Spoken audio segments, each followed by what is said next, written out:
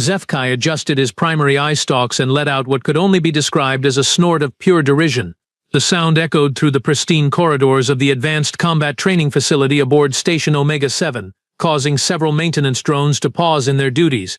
He was reviewing applicant files on his holographic display, and frankly what he was seeing made his secondary brain hurt. Humans, he muttered to himself, his mandibles clicking in what passed for amusement among his species. Oh, this is rich, absolutely rich. The Galactic Military Academy had seen some questionable applicants over the years, sure. There was that incident with the gas-based life form who kept evaporating during physical training. Then there was the crystalline being who shattered every time someone raised their voice. But humans? This was a new level of cosmic comedy.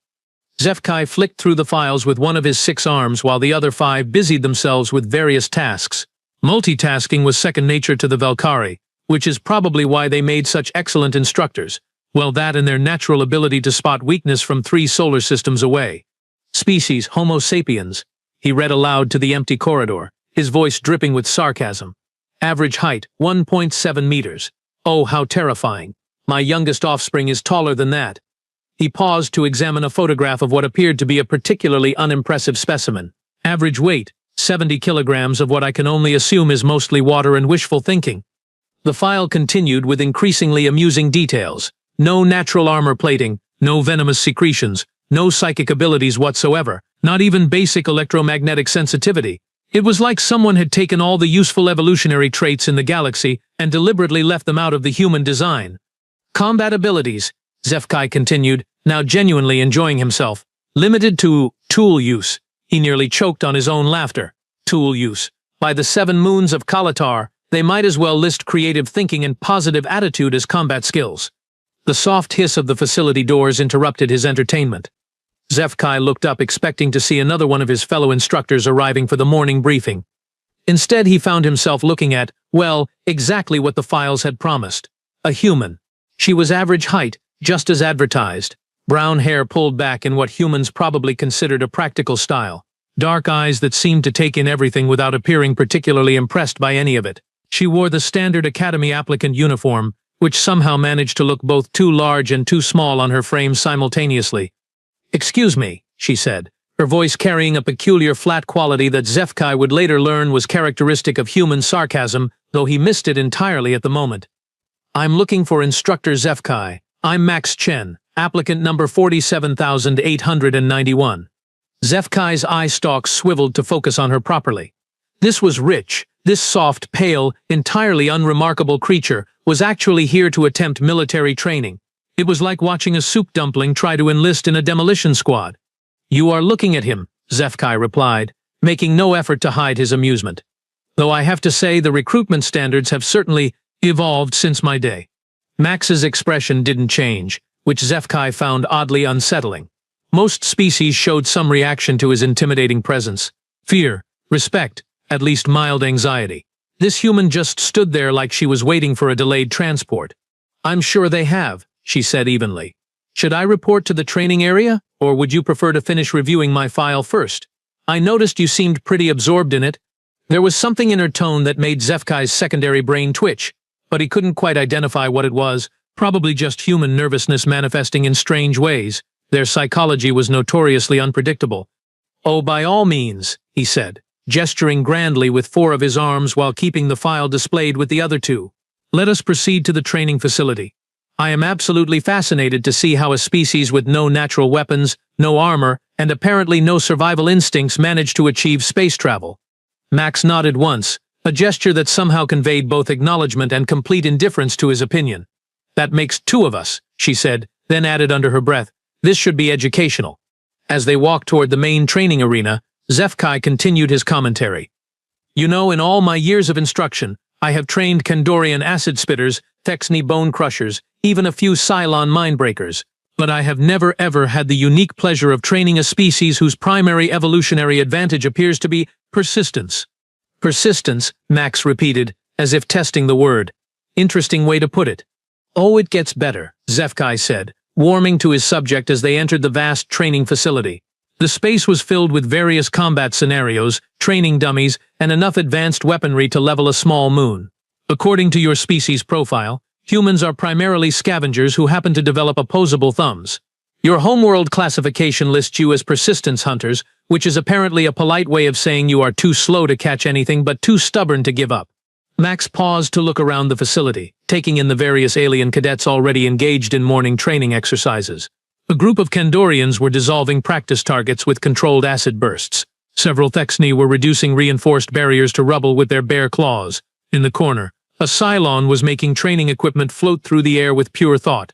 "Yep," she said finally, "that sounds about right." Zefkai felt a moment of confusion. Where was the indignation? The desperate attempt to prove him wrong? The wounded pride that drove most species to excel beyond their natural limitations? This human was just agreeing with him? It was almost disappointing. 20 minutes later, Zefkai had assembled his usual morning briefing in the Academy's main lecture hall.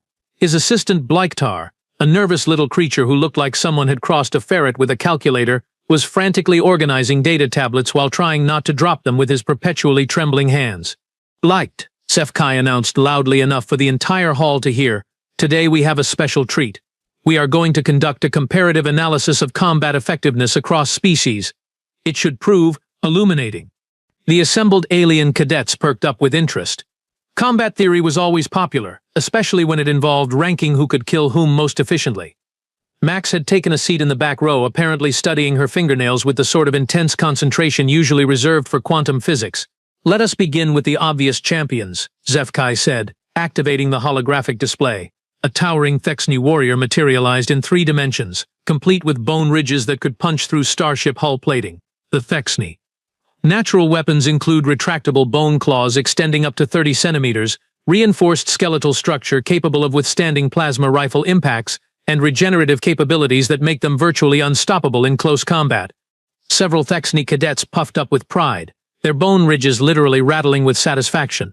"Threat level," Zefkai continued with theatrical flair, "extreme, do not engage without heavy artillery support." The display shifted to show a Kandorian, their acid sacs visibly pulsing beneath translucent skin. The Kandorian species, Zefkai lectured, can produce and project concentrated acid capable of dissolving titanium steel alloy in under 15 seconds, range up to 50 meters. Additional defensive capabilities include acid-resistant hide and the ability to liquefy their own cellular structure to escape through spaces as small as 2 centimeters. A chorus of appreciative hissing came from the Kandorian section. Bliktar made a note to increase the ventilation in their quarters again. "Threat level, high, recommend long-range engagement only." Next came the Cylon, their oversized craniums glowing faintly with mental energy. "Ah, the Cylon," Zefkai said with genuine respect. "Telepathic capabilities including mind-reading, telekinetic manipulation of objects up to 2 tons, and the delightful ability to induce complete neural shutdown in most organic life forms. Some advanced individuals can even rewrite memories or implant suggestions." The Cylon cadets sat perfectly still, but somehow everyone in the room felt smugly judged. "Threat level, extreme. Approach only with full psionic shielding and preferably a will already written." Bliktar was scribbling notes frantically, occasionally pausing to wipe nervous sweat from his fur. "Sir, should I prepare the comparative chart for the new species files?" "Oh yes," Zefkai said, his mandibles clicking with anticipation. "Let us examine our newest additions to the Academy roster." The hologram flickered and displayed a human figure. The silence in the room was profound. Someone in the Kandorian section actually snorted, which came out as a small puff of mildly corrosive vapor. "Behold," Zefkai announced, "Homo sapiens, average height 1.7 meters, average weight 70 kilograms, natural weapons," he paused for dramatic effect. "None detected." The room erupted in chuckles, clicks, and various species-specific sounds of amusement. Bliktar looked up from his notes, confused. "Sir, surely there must be something? Even the fluffy and cotton balls have those adorable little poisonous quills." "Nothing," Zefkai confirmed, clearly enjoying himself. "No claws, no fangs, no acid production, no venom, no psychic abilities, no electromagnetic manipulation, no shape-shifting, no natural armor. They cannot even see properly in low-light conditions." From the back row came a distinctly human voice. "Hey, we can see fine. We just prefer not to bump into things in the dark like some people." Zefkai's eye stalks swiveled toward Max, but she was still examining her fingernails as if the conversation had nothing to do with her. "The human skeletal structure," he continued, "is primarily calcium carbonate. Calcium carbonate. The same substance found in decorative shells and cheap jewelry. Their skin provides no protection whatsoever against even mild environmental hazards. Although, Max interjected quietly, it does come in a variety of attractive colors and tans nicely. Several alien cadets turned to stare at her, unsure whether she was being serious or not. Humans, it seemed, were difficult to read. Bliktar consulted his tablet nervously. "What threat level should I assign, sir?" Zefkai spread all 6 arms wide in a gesture of theatrical helplessness. "Negligible. Actually, let us create a new category. Threat level, tourist. Handle with care to avoid accidental damage." The laughter that followed was loud enough to rattle the facility's artificial gravity generators. In the Thuxni section, someone had started a betting pool on how long the human would last in basic training. The odds were not favorable. 1 solar cycle, rumbled a massive Thuxni named Korth. "I give her 1 cycle before she requests transfer to the Academy's botanical division." "Too generous," clicked a Kandorian. "Half a cycle. Humans apparently bruise easily." Max finally looked up from her fingernails. "You know I can hear you, right?" "Of course you can hear us," Zefkai said condescendingly. "Humans do have adequate auditory sensors. It is literally the only area where your species approaches galactic average." "Well," Max said with a slight smile that somehow made Bliktar uncomfortable, "that's something, I guess." After the lecture concluded with what Zefkai considered a masterpiece of educational humiliation, the group moved to the practical training arena. The space was impressive even by galactic standards, a vast chamber with adjustable gravity, atmospheric controls, and enough defensive barriers to contain a small war. "Now then," Zefkai announced, his voice echoing off the reinforced walls, "we shall proceed with practical demonstrations. Bliktar, if you would be so kind as to activate the standard training equipment."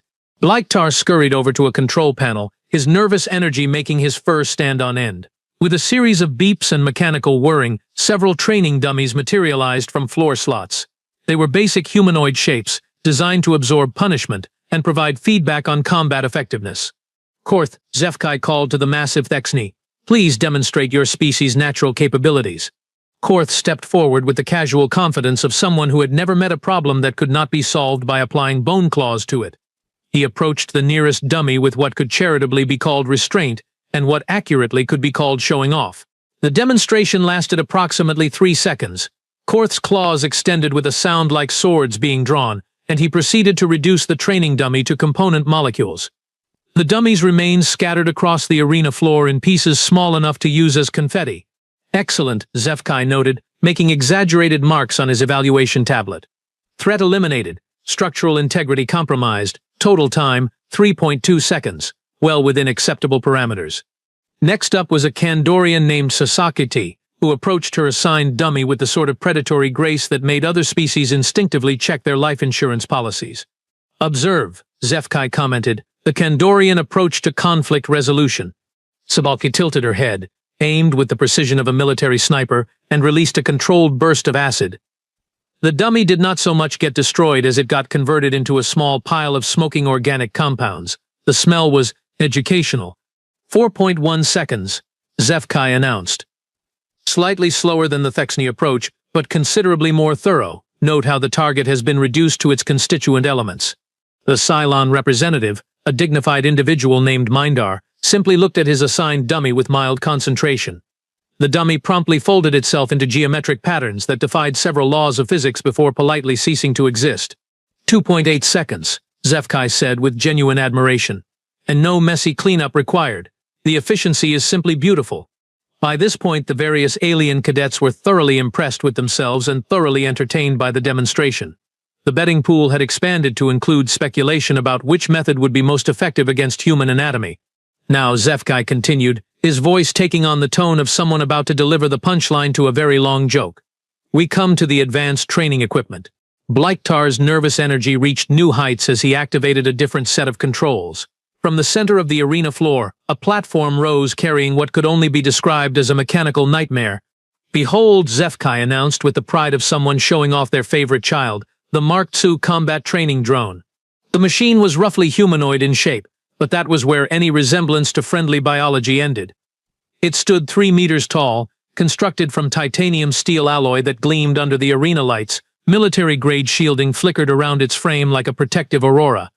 Specifications, Zefkai continued, consulting his notes with theatrical precision. Titanium steel composite armor, capable of withstanding direct hits from military-grade plasma cannons, adaptive defensive systems, emergency containment protocols, and enough processing power to calculate the trajectory of a comet while simultaneously composing poetry. The drone stood motionless, but somehow managed to project an aura of barely contained violence. Its optical sensors glowed with a soft red light that suggested it was ready to turn anything in its vicinity into a physics problem. This particular unit, Zefkai explained, has been tested against every known species in the galactic military database.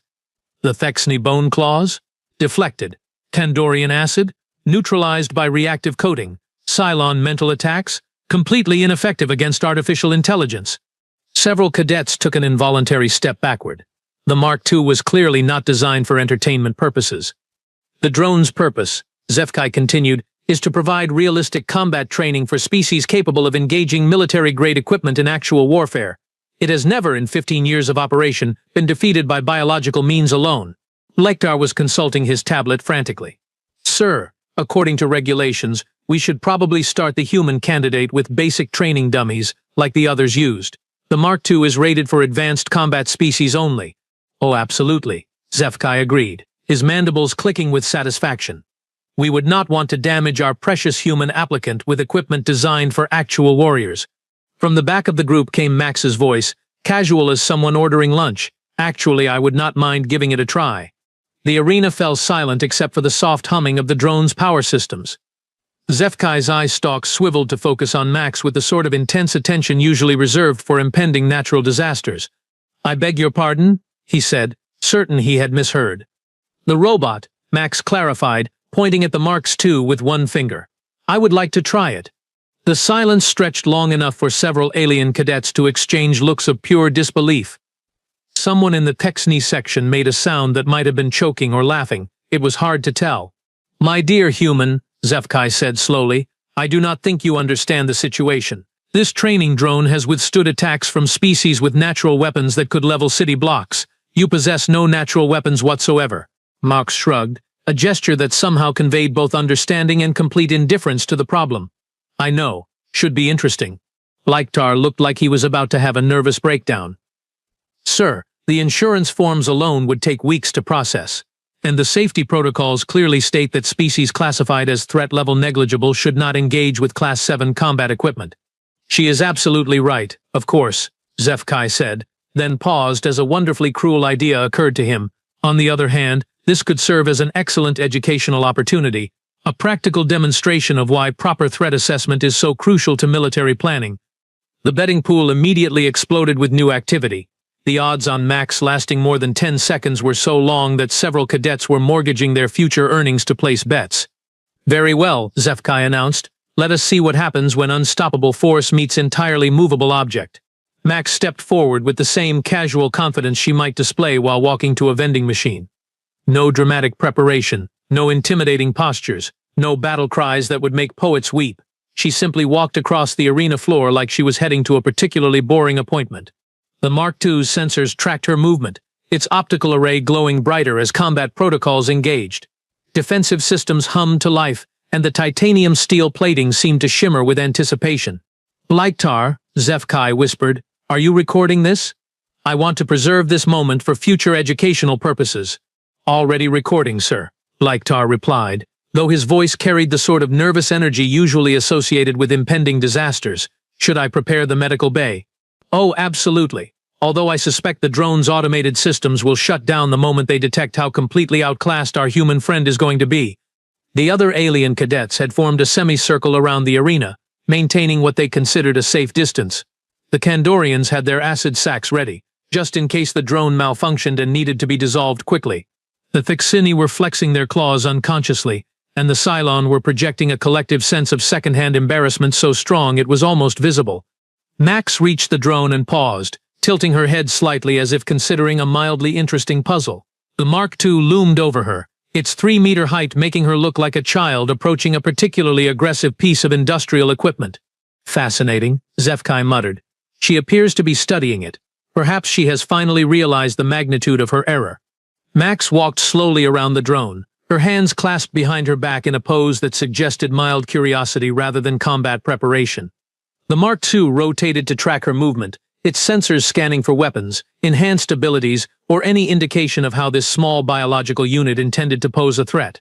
Is she looking for an off switch? One of the Thexni asked, confused. More likely she is trying to find a way to surrender gracefully, Zefkai replied. Humans do have a documented tendency towards self-preservation. Then Max stopped walking. She stood directly in front of the drone, looked up at its optical array and said, "Nice robot." What happened next would be discussed in military academies across the galaxy for the next 50 years, though most of the eyewitness accounts would be dismissed as obvious exaggeration.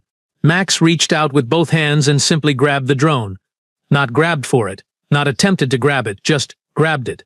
Her fingers wrapped around what appeared to be handholds in the titanium steel plating, and she lifted the 3-meter military-grade combat unit off the ground. The silence in the arena was so complete that the soft humming of the station's life support systems sounded like a symphony orchestra. "That is not possible," Zefkai said quietly. The Mark II-2's programming had not accounted for being physically lifted by something 1/3 its size. Its defensive systems activated in confusion, shields flickering wildly as it tried to process a threat scenario that simply did not exist in its database. Max adjusted her grip with the casual efficiency of someone who had done this sort of thing before. Her fingers found leverage points that the drone's designers had never intended to be accessible, and she began to systematically work her way through the machine's structure. "Liktar," Zefkai said, his voice rising to a higher pitch, "what is the load-bearing capacity of human musculature according to the files?" Liktar was frantically consulting his tablet, his hands shaking so badly he could barely operate the controls. "According to the specifications, sir, average human grip strength is approximately 400 newtons. The Mark II weighs 2,000 kilograms and is specifically designed to resist physical manipulation." "Then explain to me how she is currently holding it above her head like a piece of luggage." Max had indeed lifted the drone to head height and was examining its underside with the sort of focused attention that mechanics usually reserved for particularly stubborn engine problems. Her grip remained steady, showing no signs of strain or effort. "Oh," she said conversationally, "I see the problem." Then she twisted. The sound that followed was unlike anything the assembled aliens had heard before. It was part mechanical failure, part structural collapse, and part existential crisis. The drone's titanium steel plating, designed to withstand plasma cannon fire, simply gave way. Max's grip had found the precise point where structural integrity met engineering compromise. Human fingers, it turned out, were remarkably good at exploiting mechanical weaknesses that had never been anticipated during the design process. The Mark II-2's optical sensors flickered desperately as Max continued her systematic dismantling. She worked with the methodical precision of someone following an instruction manual, except the manual appeared to exist entirely in her head. "She is taking it apart," Loktar whispered in horror. "That is impossible," Zefkai repeated, but his voice lacked conviction. The evidence was literally being held above his head by a creature he had classified as harmless. Max rotated the drone slightly, examining a joint that connected the primary torso to the leg assembly. She made a small sound of understanding, adjusted her grip, and applied what appeared to be gentle pressure. The leg separated from the torso with a crack that echoed through the arena like a gunshot. Several alien cadets backed away involuntarily. The betting pool had suspended operations entirely, as the mathematical models used to calculate odds had apparently broken down in the face of impossible circumstances. "The leverage ratios are all wrong," Liktar muttered, staring at his calculations. "Human grip strength cannot generate sufficient force to compromise military-grade construction materials." And yet Zefkai observed with growing fascination, there she is, doing exactly that. Max continued her work with unwavering focus. The drone's defensive systems had given up trying to repel an attack they could not identify and had defaulted to emergency shutdown procedures. Unfortunately, emergency shutdown required the unit to be in contact with the ground, which was currently not an option. She had moved on to the primary sensor array, her fingers working with the sort of delicate precision that brain surgeons would envy. The optical sensors that had seemed so menacing moments earlier were now being disconnected with the casual efficiency of someone changing a light fixture. "How is she finding all the weak points?" one of the Thexni asked. "Humans," Max said without looking away from her work, "are really good at breaking things that seem unbreakable. It is kind of our specialty." The final step in her systematic dismantling involved what appeared to be the drone's primary power coupling. Max examined the connection for a moment, made another small sound of understanding, and applied pressure to 2 specific points simultaneously. The result was not an explosion, exactly. It was more like the mechanical equivalent of a sigh of resignation. The marked tone simply stopped. All systems offline. All lights dark. All pretense of being an invincible military training device thoroughly abandoned. Max set the remains of the drone gently on the arena floor, where they settled with the sort of defeated clatter that expensive equipment makes when it has been comprehensively defeated by something it was specifically designed to resist. She dusted off her hands and looked around at the assembled aliens with mild curiosity, as if wondering why everyone seemed so surprised. "So," she said conversationally, "what's next?" The silence that followed was the sort of profound quiet usually reserved for funeral services or the moment after someone accidentally launches a moon into a neighboring solar system. Every alien in the training facility stood frozen, their various sensory organs locked onto the scattered remains of what had been, until approximately 3 minutes ago, the most advanced training equipment in the galactic military. Zefkai's eye stalks were twitching in a pattern that Blikhtar recognized as the early stages of complete psychological breakdown. His mandibles clicked rapidly, while his 6 arms gestured at nothing in particular, as if trying to make sense of a universe that had suddenly stopped following the rules. "That," he said slowly, "was a Mark II combat training drone." "Yes, it was," Max agreed pleasantly. "Nice construction, though the power coupling design had some obvious vulnerabilities. Probably could have reinforced the joint connections too." "Obvious," Zefkai repeated, the word coming out as barely a whisper. "Oh sure," Max continued, apparently oblivious to the existential crisis she had triggered. "I mean, once you understand the basic engineering principles, it becomes pretty clear where the stress points are going to develop. Simple physics, really." Blikhtar was staring at his tablet as if it had personally betrayed him.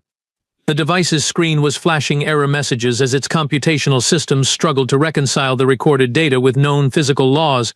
"Sir," he said weakly, "the sensor readings do not make sense. According to our instruments, the human subject generated approximately 12,000 newtons of grip strength. That is physically impossible for a biological system of her mass and configuration." 12,000, Max mused. I was not really trying very hard."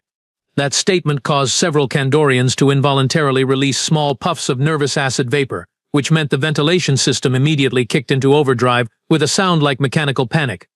"Not trying hard," Zefkai echoed, his voice climbing toward hysteria. "You destroyed military-grade equipment without trying hard." "Well," Max said, settling into what appeared to be a teaching mode, "humans are kind of specialized for problem-solving. See, we are not really built for direct confrontation like some species." She nodded politely toward the Thexni, who shuffled their claws uncomfortably. "We are more about finding creative solutions to seemingly impossible problems." She gestured toward the drone remnants with casual pride. "Like, that robot was designed to resist conventional attacks, right? Claws, acid, energy weapons, that sort of thing. But it was not really designed to resist someone who could figure out exactly how it was put together and just take it apart." "Take it apart," Zefkai repeated numbly. "Tool use," Max continued cheerfully. "That is what your files called it, right? Humans use tools. Well, sometimes the tool is a hammer, sometimes it is a lever, and sometimes it is just understanding that every machine has parts that need to stay connected to keep working." Korth, the massive Thexni, spoke up with the sort of careful respect usually reserved for discussing unstable explosives. "But the grip strength measurements, how did you generate that much force?" Max shrugged. "Leverage mostly. Plus, human hands are really good at finding grip points. We evolved to hang from tree branches and use complex tools, so our fingers are basically precision instruments for applying force exactly where it needs to go." "Precision instruments," Blikhtar muttered, making notes frantically. "Oh, and endurance," Max added as an afterthought. "Humans are really good at just keeping going. Most species fight in short bursts, right? Quick and decisive, but humans can maintain effort for hours if necessary. Days even, if the situation calls for it." The implications of that statement settled over the assembled aliens like a cold fog of realization. A species that could maintain combat effectiveness for days at a time was not something their military doctrine had prepared them for. "Adaptability," Max continued, apparently enjoying the impromptu lecture. "That is probably the big one. We are not specialized for any particular environment or combat situation, which means we can adjust to pretty much anything. Desert, Arctic, underwater, zero gravity, whatever. Give us a few hours to figure out the local conditions and we will find a way to not just survive but thrive." Zefkai's worldview was not just cracking, it was performing a controlled demolition of itself. Everything he had believed about combat effectiveness, natural weapons, and species classification was currently being revised at a rate that threatened to overload his secondary brain. "I need to make some calls," he said weakly. 20 minutes later, the training facility had been cleared except for Max, who was examining the drone remnants with professional interest, and a hastily assembled group of Academy officials who had arrived with the sort of urgency usually reserved for alien invasions or cafeteria food poisoning.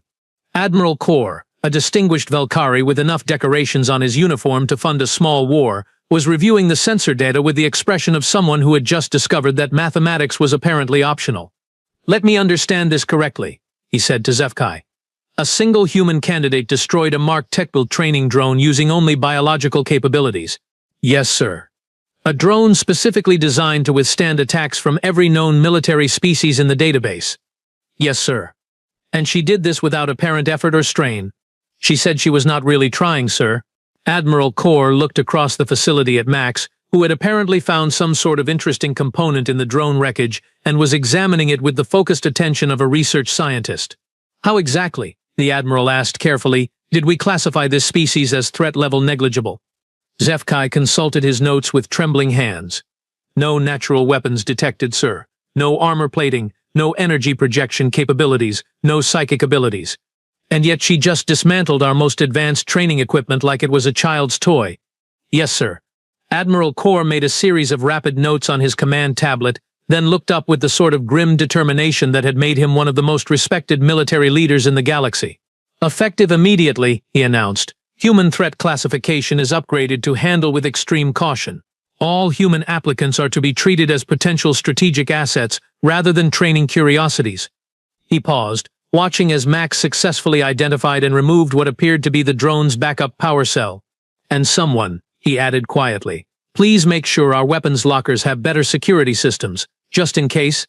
3 weeks later, Zefkai had developed what could charitably be called a healthy respect for human capabilities, and what accurately could be called a comprehensive anxiety disorder.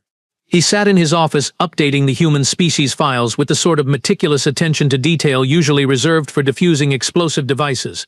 The threat classification had been upgraded twice more since the original incident, and was currently listed as "Approach with caution, maintain safe distance, do not corner." Through his office window he could see the main dining facility where Max was having lunch with a group of other cadets. What made the scene particularly noteworthy was that the other cadets were maintaining what appeared to be a respectful perimeter around her table, as if she were a small nuclear reactor that might achieve critical mass at any moment. "Bliktar," he called to his assistant, who was cowering behind a particularly large file cabinet, "remind me again what our human candidate did yesterday during the tactical simulation exercise." "She solved the Kandorian maze, sir," Bliktar replied with a voice that suggested he was still processing the trauma. "The one that has stumped military strategists for 40 years. She solved it in 12 minutes by creating a new exit." "Creating a new exit," Zefkai repeated, making notes. "And how exactly does one create a new exit from a theoretical tactical scenario?" She pointed out that the maze was based on conventional thinking about barriers and movement, sir. Then she suggested that if you were not concerned about property damage, most walls become optional. Zefkai watched as Max apparently made some sort of casual comment to her dining companions, causing a Thexni cadet to laugh so hard that his bone ridges rattled against the table. The sound carried across the dining facility like a percussion symphony. "And the weapons training?" Zefkai continued. "She declined to use any of the standard equipment, sir. Said she preferred to work with what was available. Then she turned a maintenance tool into something that made the Cylon instructor request immediate transfer to a different department." "A maintenance tool?" "A simple plasma torch, sir. But apparently in human hands, simple tools become significantly less simple." Through the window, Zefkai observed Max demonstrating something to her fellow cadets using her eating utensils and what appeared to be a piece of bread. Whatever she was explaining caused the entire table to lean away from her simultaneously, while still maintaining expressions of fascinated horror. "The other instructors," Zefkai asked weakly, "how are they adjusting to having a human in their classes?" Instructor Velnox requested that Max be assigned to a different combat philosophy course after she suggested 17 ways to defeat a Cylon mind warrior using household items, sir. Instructor Thakmor has started wearing protective gear during hand-to-hand combat demonstrations, and the entire engineering department has submitted a formal request that she never be allowed near the Academy's primary systems. 17 ways, Zefkai mused, updating the file notes, using household items. "Yes, sir. She was very helpful about it, provided detailed explanations and suggested improvements to existing defensive protocols." Max had finished her lunch and was heading toward the exit, causing a subtle ripple effect as other cadets adjusted their positions to maintain what they apparently considered a safe distance. She noticed Zefkai watching from his office window and gave him a cheerful wave. Zefkai flinched reflexively, then waved back with the sort of careful precision one might use when defusing a bomb. "Bliktar," he said quietly, "remind me to update the Academy's recruitment guidelines." "Yes, sir. What should I add?" Zefkai watched Max disappear around a corner, probably heading to some class where she would casually revolutionize their understanding of tactical doctrine or accidentally discover a new application for existing technology. "Note for future reference," he said, settling back into his chair with the exhausted satisfaction of someone who had survived another day in an unpredictable universe. "Never ever underestimate a species just because they do not have claws." He paused, then added with what might have been the first genuine smile he had managed in weeks, "especially if they have thumbs."